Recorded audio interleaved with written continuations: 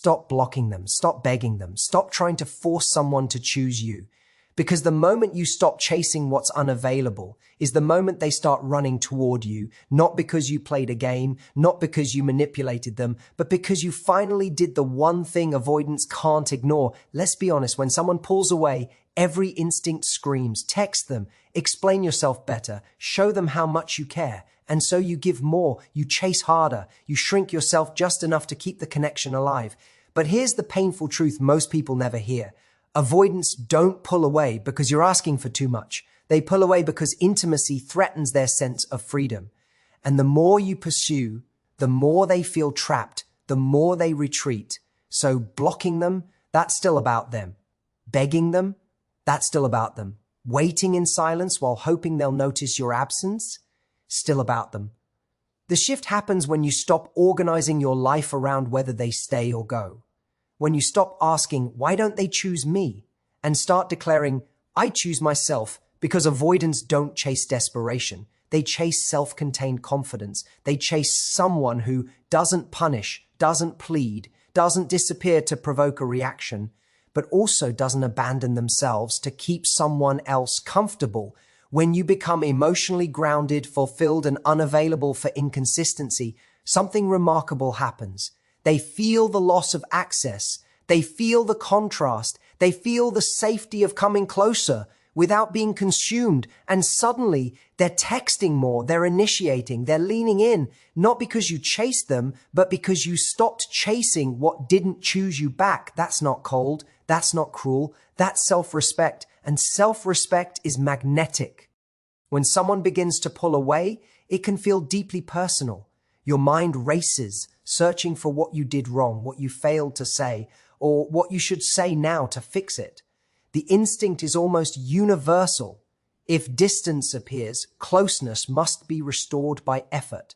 So you reach out more, explain yourself more thoroughly, reassure more intensely, and try to prove that you are safe, loving, and worth staying for.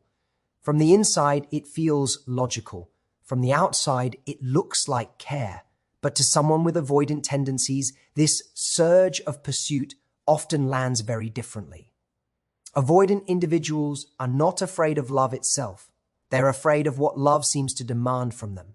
Intimacy can feel like an obligation, an expectation, or a loss of autonomy. So when they sense someone moving closer emotionally, their nervous system often interprets it as pressure rather than connection. What matters here is not your intention, but the effect. You may be moving closer to soothe the bond, while they experience the same movement as a tightening grip. Chasing amplifies this reaction. Every extra message, every follow-up question, every attempt to clarify where things stand adds another layer of perceived demand. Even reassurance can feel like pressure, because reassurance implies that something needs to be secured or defined. For an avoidant, that definition can feel like a door closing behind them. So instead of calming the situation, pursuit often confirms their fear that closeness equals loss of freedom. This is why the dynamic becomes so confusing. The more loving and reasonable you try to be, the more distant they appear. You might think if they just understood how calm and caring I am, they wouldn't pull away. But understanding is not the issue. Safety is. And safety for an avoidant is tied to space, not proximity. When you chase, you unintentionally remove that sense of space. You signal urgency. You communicate even without words. I need something from you right now. That need may be clarity, reassurance, commitment, or simply emotional presence. But need to an avoidant feels like responsibility. And responsibility triggers retreat. There is also an identity component at play. Many avoidant people see themselves as independent, self-sufficient, and in control of their emotional world. When someone pursues them, especially in moments of tension or uncertainty, it challenges that self-image. Instead of feeling desired, they feel engulfed. Instead of feeling chosen, they feel cornered. The pursuit doesn't make them feel powerful. It makes them feel like they are being pulled into something they didn't consciously choose. Ironically, this means that the more you chase to preserve the connection, the more you undermine the very conditions under which an avoidant feels able to stay. Your effort highlights the imbalance. It draws attention to the fact that one person is leaning in while the other is leaning out. and imbalance creates discomfort. The avoidant then pulls back further, not to hurt you, but to regulate themselves. Chasing also shifts the emotional power dynamic. When you pursue someone who is withdrawing, you place them in the position of the decider. They become the one who is being asked, convinced, or waited on. This can feel heavy to them. Even if they enjoy being wanted, they may resent being needed. And resentment, once it appears, pushes them even further away. Another subtle effect of chasing is that it removes mystery and polarity. Attraction often lives in the space between two people, not in the constant effort to close that space. When you rush to fill every gap with communication, explanation, or emotional labor, there is no room left for curiosity or longing. For an avoidant who already struggles with sustained closeness, this constant availability can feel overwhelming rather than inviting. It's also important to understand that chasing doesn't give the avoidant time to feel their own desire. Desire cannot be forced or rushed. It emerges in moments of absence, contrast, and reflection. When you are always present, always explaining, always offering emotional access, there is no pause in which they can notice what it feels like to miss you. Instead, they only notice the pressure of being engaged. This is why many people are shocked when they stop chasing and the avoidance suddenly resurfaces. It feels counterintuitive, almost unfair. But what's happening is simple. The removal of pursuit restores emotional oxygen. The avoidance nervous system relaxes. They no longer feel hunted or responsible for managing someone else's emotions. And in that relaxed state, genuine interest has room to reappear. Chasing also teaches the avoidant a pattern that works against you. If every time they pull away, you move closer, they learn that distance gives them control. They don't consciously manipulate this, but the pattern reinforces itself. Pulling away becomes a way to regulate the relationship on their terms. Over time, this can erode your self-respect and deepen their avoidance. Perhaps the most painful aspect is that chasing makes you abandon yourself. Your focus shifts from your own emotional needs to managing theirs. You start monitoring their responses, reading between the lines, adjusting your behavior to keep them comfortable. This self-abandonment is not only unattractive, it's unsustainable. And avoidants, often highly attuned to emotional shifts, can sense when someone is losing their center. That loss of groove. Endedness can feel unsettling rather than reassuring. The truth is that avoidants are most capable of moving towards someone who is emotionally steady, not someone who is urgently reaching for them. Steadiness communicates choice rather than need. It says, I want you, but I am okay without you. That message feels safe. Chasing says, I need you to regulate how I feel. That message feels heavy. So when pursuit increases, avoidance intensifies, not because you are unworthy, too much, or unlovable, but because the dynamic itself triggers fear. The closeness you're trying to create feels to them like a loss of control. And until that fear is removed, no amount of explanation, reassurance, or effort will pull them closer. Blocking someone can feel like a natural response when emotions run high. When you feel hurt, rejected, or disrespected, the instinct is to create distance in the most visible, absolute way possible. To put a barrier between yourself and the source of pain seems logical. If they can't reach you, they can't hurt you. But while blocking may provide a momentary sense of control or relief, it rarely produces the long-term outcomes we hope for. In fact, for avoidance, it often communicates something entirely different than what we intend. It's easy to think that blocking is about protection, about reclaiming power, or about teaching someone a lesson. But at its core, blocking is still an action aimed at managing the other person rather than yourself. The focus remains on them, not on your own emotional regulation. You are saying, consciously or unconsciously, I'm going to punish you, or I'm going to force you to realize what you've done. That act, no matter how justifiable it feels, continues to revolve your energy around their behavior rather than your own well-being. Avoidants are particularly sensitive to this type of action because it triggers a familiar pattern. Avoidants tend to thrive in dynamics where autonomy is preserved, and when someone blocks them, it can feel like a sudden imposition. Even if the block was intended as a protective measure, to them it reads as a restriction, a removal of choice, or an attempt to manipulate their emotions. The immediate reaction is rarely reflection or understanding. Instead, it often elicits more withdrawal, more skepticism, and sometimes subtle resentment. The block communicates frustration, and avoidants, who are generally attuned to emotional intensity, notice it instantly. While it might create short-term relief for the person doing the blocking, it simultaneously intensifies the avoidance instinct to step back, to protect themselves, and to maintain the distance that feels safe to them. Blocking also removes the opportunity to develop emotional mastery. When you block, you are essentially delegating your inner regulation to an external event. You allow someone else's choices, actions, or perceived failures to dictate how you feel and behave. The moment you block, the power still exists outside of you. Your emotional state, your sense of control, is contingent on the other person's access to you or lack thereof.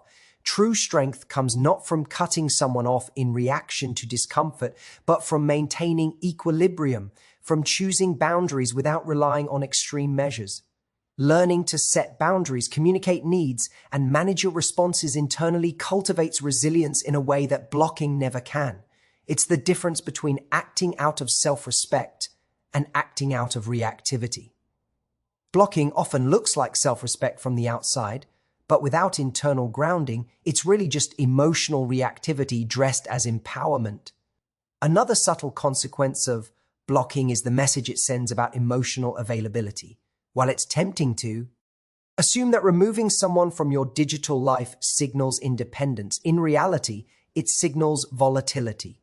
Avoidants are highly sensitive to the cues of emotional intensity, and blocking can feel like a sudden spike in pressure. It suggests that you are unpredictable, that your responses are extreme, and that closeness comes with high stakes.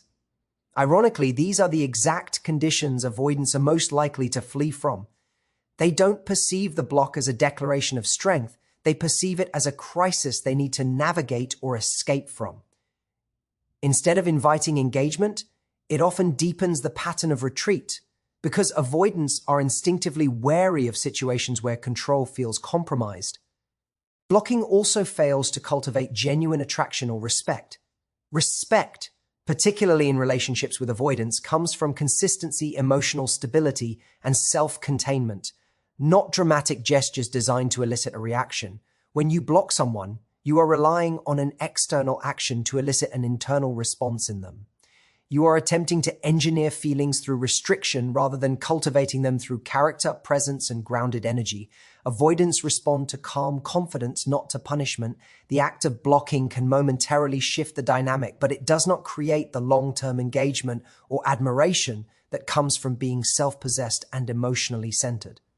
In this sense, blocking often functions more as a temporary spike in attention than as a sustained strategy for connection. There is also the question of authenticity. Blocking positions you in a reactive space rather than a proactive or intentional one. Instead of choosing your behavior from a place of clarity and self-knowledge, you are reacting to perceived slights or fears. You are saying implicitly, I can't handle this right now, so I am going to remove access. That is not inherently wrong, but when it becomes a habitual response, it signals that your emotional state is governed by external events. Avoidants, again, are attuned to this. They sense instability in emotional energy, and this perception often discourages them from investing because they prefer relational interactions where boundaries are steady and responses are measured, even under stress. Another layer is the missed opportunity for communication. Blocking shuts down dialogue entirely. While there may be moments where silence is necessary, habitual or reactive blocking prevents the expression of needs, the clarification of boundaries, and the opportunity to model self-respect without aggression.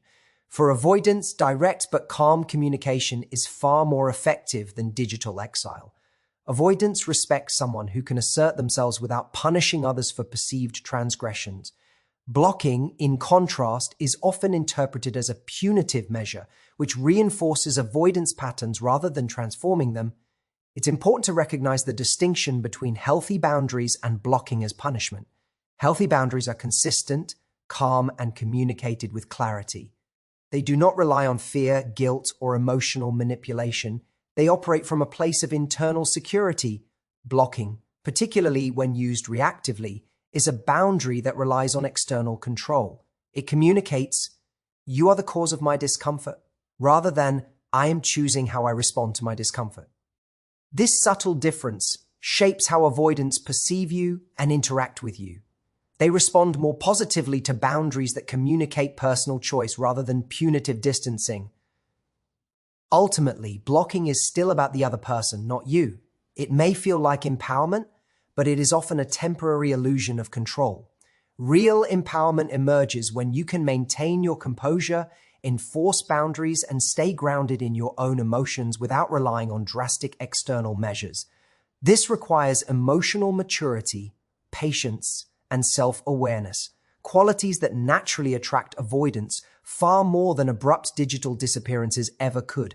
By focusing on your own emotional state rather than on punishing or controlling the avoidant, you shift from a reactive, externalized form of power to an internalized, magnetic form of strength that draws others in rather than pushing them away. Blocking can seem decisive, dramatic, and effective in the moment, but its effects are often superficial. It might create short-term distance, but it does little to cultivate the respect, attraction, or connection that you actually desire. Avoidants notice when actions are reactive, and they respond not with engagement, but with further withdrawal. The key difference is choosing boundaries from a place of calm authority rather than emotional reactivity. When you do this, you communicate strength without restriction, choice without pressure, and self-respect without manipulation. An approach that is far more effective in influencing how avoidants relate to you than any block ever could. Being self-contained is one of the most underrated qualities when it comes to attraction, especially with someone who has avoidant tendencies. Many people misunderstand the idea of self-containment, imagining it as detachment, coldness, or emotional unavailability. In reality, self-containment is about having a full and grounded emotional life that doesn't rely on the validation, attention, or approval of another person. It's the inner state where you can be fully present in your own world, enjoying your own company, pursuing your passions, and managing your emotional responses without needing constant reassurance. This is radically different from emotional withdrawal or indifference. It is a state of wholeness where you are open, loving, and engaged, yet entirely responsible for your own feelings. Avoidants are naturally drawn to this kind of energy because it creates a safe environment for them to engage without feeling pressured, cornered, or consumed. When someone is self-contained, their happiness and sense of worth are independent. They are not living in anticipation of someone else's actions, waiting for a text, or obsessing over a reply. This creates a powerful contrast for avoidants, who often retreat when they feel that closeness will demand more than they can comfortably give. Self-contained individuals present a magnetic tension. They are available but not desperate, present but not consuming, engaged but not dependent. This polarity is what naturally pulls avoidants closer, because it offers them a relationship where they can choose to participate without feeling trapped or obligated. There is no chase, no guilt, and no pressure. There is only a person living fully with space for another to join willingly. Self-containment also communicates confidence without arrogance. When someone is grounded and emotionally self-sufficient, it signals that they are aware of their own value, desires, and boundaries. They are not trying to prove themselves through actions, explanations, or constant availability. Avoidants, who are acutely sensitive to emotional neediness, notice this immediately. Instead of feeling pursued, they feel respected. Instead of feeling cornered, they feel invited. This difference in energy is subtle but profoundly influential. The moment someone stops adjusting their emotional state based on another person's responses, they create a magnetic stability that is hard to resist. It's a signal of reliability, self-possession, and emotional maturity. A key part of self-containment is the ability to experience emotions fully without being reactive. Many people believe that showing emotion is about sharing every feeling immediately, but true self self-contained individuals process internally first. They can feel longing, disappointment, or desire without letting those feelings dictate impulsive actions. They do not chase, beg, or punish because they have the inner capacity to regulate themselves.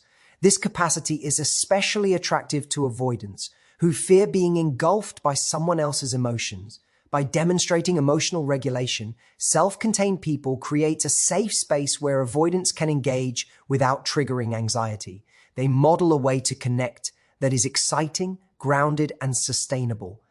Another aspect of self-containment is having a life outside the relationship. This means pursuing interests, cultivating friendships, setting goals, and creating experiences that bring fulfillment independent of any partner. Avoidants are naturally drawn to people who are fully engaged in their own lives because it mirrors the autonomy they value. It reduces the implicit pressure to carry someone else's emotional needs as a primary responsibility. When a person's world is full, they are less likely to reactively chase, plead, or overcompensate for the avoidance distance. Instead, they offer a presence that is inviting but not demanding, which encourages the avoidant to step forward voluntarily rather than out of obligation or guilt. Self-containment also manifests as clear and consistent boundaries. People who are grounded in themselves know what they will tolerate and what they will not, and they communicate these boundaries calmly and confidently. This creates an environment where avoidants can understand the framework of the relationship without feeling trapped. Boundaries are not punitive. They are a demonstration of self-respect. Avoidants, who often fear over-involvement or loss of independence, are more likely to engage when they see someone who can maintain integrity without being rigid or reactive. Consistency in boundaries signals emotional strength and reliability, qualities that are inherently magnetic. Part of the power of self-containment is that it allows you to remain attractive during moments of distance or tension. Instead of reacting to withdrawal with desperation or anxiety, a self-contained person maintains their composure. They continue to live fully, pursue their goals, and engage with life meaningfully. This contrast between a calm, grounded presence and the avoidant's occasional withdrawal creates natural intrigue. Avoidants often feel pulled towards someone who is emotionally stable precisely because that stability offers them a safe landing point. It removes the intensity of chasing and replaces it with a space where choice and desire can flourish. Self-contained individuals also understand the importance of emotional sovereignty. They do not allow their sense of worth to fluctuate based on how much attention or affection they receive.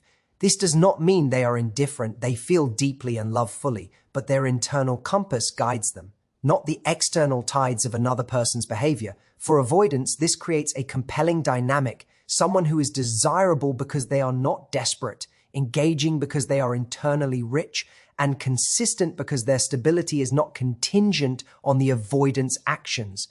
This is a profound magnetism that chasing, pleading, or over-involvement can never replicate. Finally, self-containment encourages authentic communication. When someone is grounded in themselves, they are able to express needs, desires, and feelings without panic, guilt, or pressure.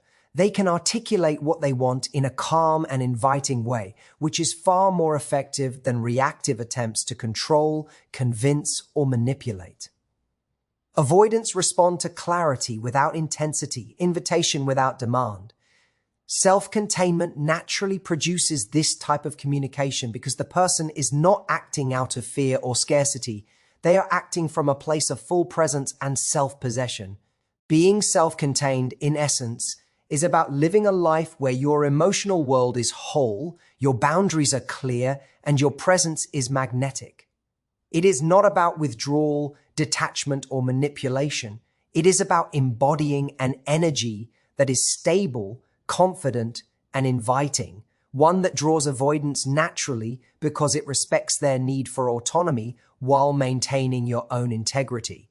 It is this combination of independence, groundedness, and internal richness that creates a connection where an avoidant feels safe to come closer, not because they are being chased, but because they are choosing to engage with someone who is already complete in themselves.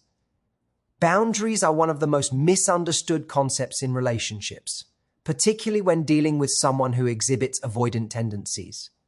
Many people confuse boundaries with walls or rejection, imagining that setting limits on behavior will push someone away. In reality, boundaries are not barriers. They are a declaration of self-respect, a way to communicate what is acceptable and what is not, and a framework for healthy interaction. For avoidants, boundaries are incredibly attractive when applied correctly because they create a predictable, stable environment where emotional safety is possible. Avoidants are often on high alert for signs of emotional volatility, neediness, or pressure. When someone enforces clear, calm boundaries, it sends a signal: this person is in control of themselves, not dependent on my actions to feel worthy or secure. That perception reduces anxiety and opens the door to connection rather than triggering retreat. The key to boundaries with avoidance is consistency. A single boundary, enforced once and then abandoned, communicates inconsistency rather than strength. Avoidants are particularly sensitive to patterns of behavior because predictability is the foundation of emotional safety for them. If someone threatens to enforce a boundary but fails to follow through, it creates uncertainty and undermines trust. They are left guessing, unsure of what to expect, which increases their instinct to withdraw. Consistent boundaries, on the other hand, communicate reliability and self-possession. They show that your behavior is guided by principles rather than emotional swings, which allows the avoidant to relax and engage without feeling trapped or manipulated. Boundaries also create natural polarity in the relationship. Many people believe that to attract an avoidant, they must be accommodating, pliable, or endlessly available. In fact, the opposite is true. Polarity, the push and pull of attraction, emerges when one person has clear limits and does not allow themselves to be compromised for the sake of appeasing another. When boundaries are enforced calmly and confidently, they create a tension that avoidants often find magnetic. This tension is not about drama or conflict, it is about contrast. It communicates strength and self-respect, qualities that encourage avoidants to move closer voluntarily rather than out of obligation or fear. Another essential aspect of boundaries is that they communicate what is non-negotiable without hostility. Avoidants are highly sensitive to emotional intensity. If a boundary is delivered with anger, frustration, or passive aggression, it is often interpreted as pressure or conflict, which triggers withdrawal. The most effective boundaries are calm, firm, and unemotional. They convey clarity without judgment and insistence without demand. For example, a boundary about communication might be stated as, I need at least a day to process before we talk when conflicts arise, rather than, you never text me back and it's disrespectful. The first communicates need while maintaining composure. The second communicates blame, which can escalate avoidance. Boundaries that are steady and unemotional offer avoidance a blueprint for how the relationship functions, which feels safe rather than threatening. Boundaries also reinforce self-containment, which is another layer of attraction for avoidance. When someone enforces a boundary, it shows that they're in control of their own emotional world and do not rely on the other person for validation or stability. This independence reduces the implicit pressure that often drives avoidance away. They no longer feel like they're being asked to carry another person's emotional needs or to prove themselves constantly. Instead, they can engage on terms that feel voluntary and safe. Boundaries, in this way, are not punitive. They are structural supports for emotional safety. It's important to note that boundaries are most effective when paired with patience. Avoidants often test limits, sometimes consciously, sometimes unconsciously, to see how rigid or flexible they are. They may push against your boundaries, withdraw, or provoke reactions. Responding with calm, unwavering consistency is critical. This does not mean rigidity or coldness. It means maintaining your integrity well. Allowing them to navigate their own pace. Every time a boundary is upheld without drama, it reinforces your self-respect and signals that you are someone who can handle emotional complexity without collapsing or overreacting. Boundaries also teach avoidants how to engage without fear. Many avoidants have learned through past experiences that closeness comes with unpredictability, judgment, or suffocating demands. A person who communicates limits calmly and enforces them reliably demonstrates that intimacy can exist without chaos. This creates a container for connection where the avoidant can experiment with closeness without triggering their deepest fears. Over time, this container encourages more consistent engagement because the avoidant learns that they are not being manipulated or pressured, and that your presence is stable and trustworthy. Another crucial aspect is that boundaries communicate self-worth in a way that is silent but powerful. Avoidants are highly attuned to emotional energy, and they often pick up on subtleties in tone, posture, and behavior. When boundaries are present, they convey without words that the person enforces standards for how they are treated. This quiet insistence on respect is magnetic because it contrasts sharply with desperation or overaccommodation, which avoidants typically find exhausting or threatening. Boundaries say, "I am worthy. I will not compromise my value to chase you or manage your distance." This assertion of self-worth, delivered through calm, consistent behavior, is far more effective than pleading, chasing, or attempting to control. Boundaries also prevent the cycle of chase and retreat from spiraling out of control. Without boundaries, avoidants can become accustomed to a pattern where they pull away, and the other person chases. This creates a dynamic of dependence and withdrawal, reinforcing avoidance behaviors. By maintaining firm limits, you disrupt the cycle. You create a predictable rhythm that does not reward withdrawal with pursuit or desperation. This encourages avoidants to engage in a more conscious and intentional way rather than out of habit or manipulation. Finally, boundaries cultivate personal power. They reinforce that your emotional state is your responsibility, not dependent on another person's behavior. When you are clear, consistent, and calm in enforcing limits, you demonstrate mastery over your own life. Avoidants, who are naturally wary of intensity and unpredictability, find this competence incredibly appealing. It signals that you are someone they can connect with safely, without the fear of engulfment or drama. In this sense, boundaries are not just protective measures, they are tools of attraction. They create respect, maintain polarity, and offer the kind of emotional space that allows avoidance to come closer willingly, rather than being forced or pressured. The subtlety of boundaries lies in their combination of firmness and openness. They are firm enough to communicate non-negotiables, yet open enough to invite genuine connection. They do not punish, they simply clarify and enforce. They do not manipulate, they provide structure, and they do not retreat from intimacy, they provide the safest possible container for it. By embodying this balance, you signal to avoidance that closeness is available, but only under conditions of respect and emotional integrity. Conditions that naturally encourage them to lean in rather than pull away. Choosing yourself is one of the most powerful yet most overlooked dynamics in relationships, especially with someone who has avoidant tendencies. So often, people believe that the way to keep someone close is to prioritize them above everything else, to anticipate their needs, and to bend emotionally in order to maintain connection. They operate from a place of scarcity, thinking that if they are not constantly giving, adjusting, or proving themselves, the other person will leave. This mindset, while understandable, is fundamentally the opposite of what truly attracts an avoidant. Avoidants are drawn not to desperation, neediness, or attempts to control, but to strength, self-possession, and emotional independence. Choosing yourself means living and acting from a place where your sense of worth, happiness, and fulfillment is not contingent on another person's attention or approval. Choosing yourself begins with self-awareness. It requires understanding your own values, priorities, and emotional needs, and committing to honoring them consistently. This doesn't mean ignoring another person or refusing compromise. It means that your decisions and actions are guided by an internal compass rather than the fear of losing someone.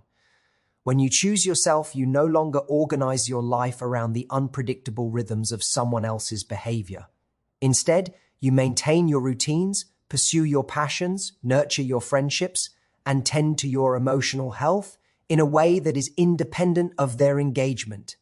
This independence is incredibly magnetic to avoidants because it mirrors the autonomy they crave. It creates a relationship in which they feel invited rather than pressured, where closeness emerges from choice rather than obligation. A critical aspect of choosing yourself is establishing non-negotiables. These are the boundaries and standards that define how you allow others to treat you.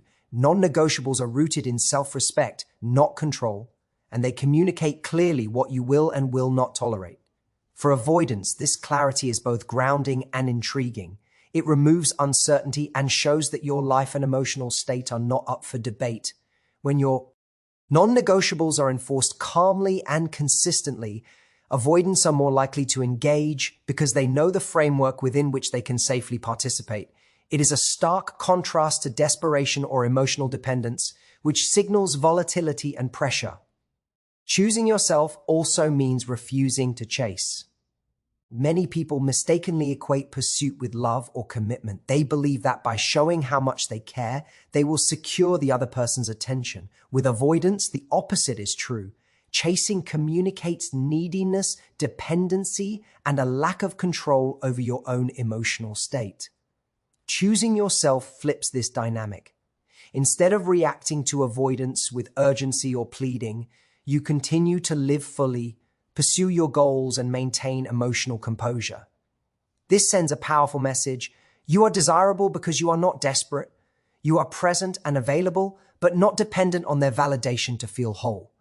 That contrast paradoxically creates attraction rather than driving them away. Part of choosing yourself involves embracing your own life fully. Avoidants are naturally drawn to people who are engaged, ambitious, and emotionally autonomous. When your life is rich and full, you are not leaning on the other person to fill voids or validate your existence. You are emotionally available because you choose to be, not because you are compelled by fear or need. This approach reduces pressure in the relationship, which is critical for avoidants, who often interpret intensity as a threat to their autonomy. By choosing yourself, you create a space where closeness is safe and voluntary, rather than forced or coerced. Choosing yourself also requires emotional honesty. It means acknowledging your feelings, desires, and needs without suppressing them in order to please or placate someone else. This does not mean expressing every emotion impulsively or blaming the other person for your experience. Instead, it means taking ownership of your internal world and acting with integrity. Avoidants are highly attuned to emotional authenticity. They can sense when someone is suppressing themselves or acting out of fear, and this often triggers withdrawal. Conversely, when you express yourself from a place of self-possession, calm, clear, and grounded, you model a way of relating that is safe and compelling. You are demonstrating that intimacy does not require self-abandonment, which is exactly the dynamic avoidants need to feel comfortable leaning in. Another aspect of choosing yourself is maintaining consistency. It is not enough to sporadically act independently or occasionally assert boundaries.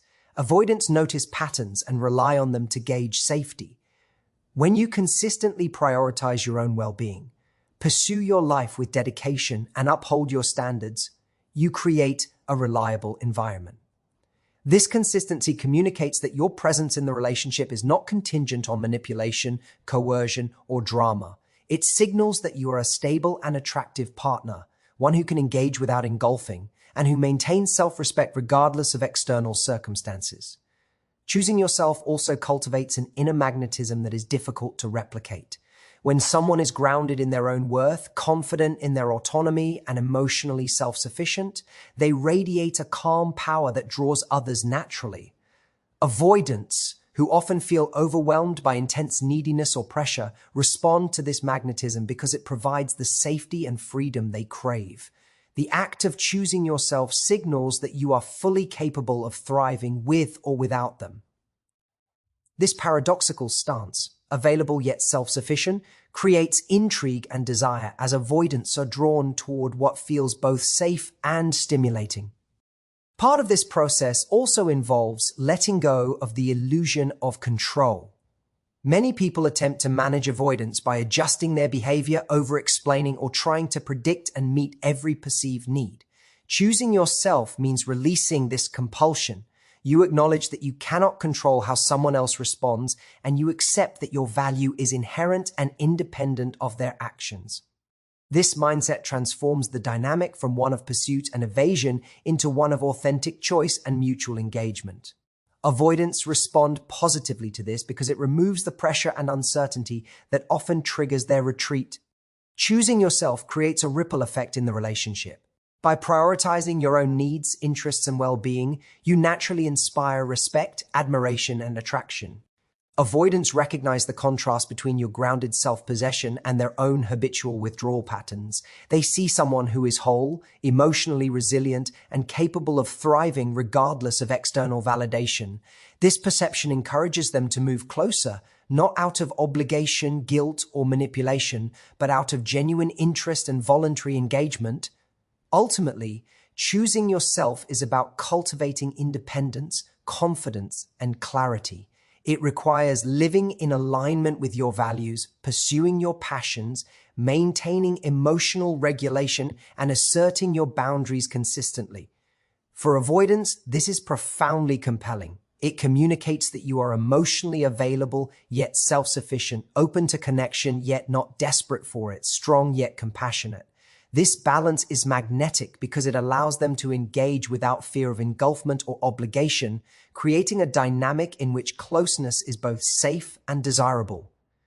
Choosing yourself transforms the relationship from one of chase and withdrawal into one of authentic. See choice, respect, and mutual attraction, creating conditions where an avoidant is naturally drawn toward you, fully willing and consistently engaged. In the end, the message is simple but profound. You cannot control someone else's choices, but you can master your own. You cannot force an avoidant to stay, but you can cultivate a presence so grounded, so self-respecting, and so emotionally magnetic that they are drawn to you naturally. Stop chasing, stop blocking, stop begging. Instead, choose yourself, honor your boundaries, and embrace the fullness of your own life. When you do this, you shift the dynamic entirely from one of uncertainty and tension to one of respect, intrigue, and genuine attraction. You become someone who is not only worthy of love, but irresistible to it, not because you need it, but because you embody it. Thank you for giving me your time and attention today. I hope this message inspires you to reclaim your power, honor your worth, and approach relationships with confidence, clarity, and calm. Remember, the energy you carry is the energy you attract, and when you prioritize yourself, everything else naturally falls into alignment. Thank you again, and I wish each of you courage, joy, and fulfillment on your journey. Stay strong, stay grounded, and never forget that the most magnetic person in any room is the one who fully owns their own life.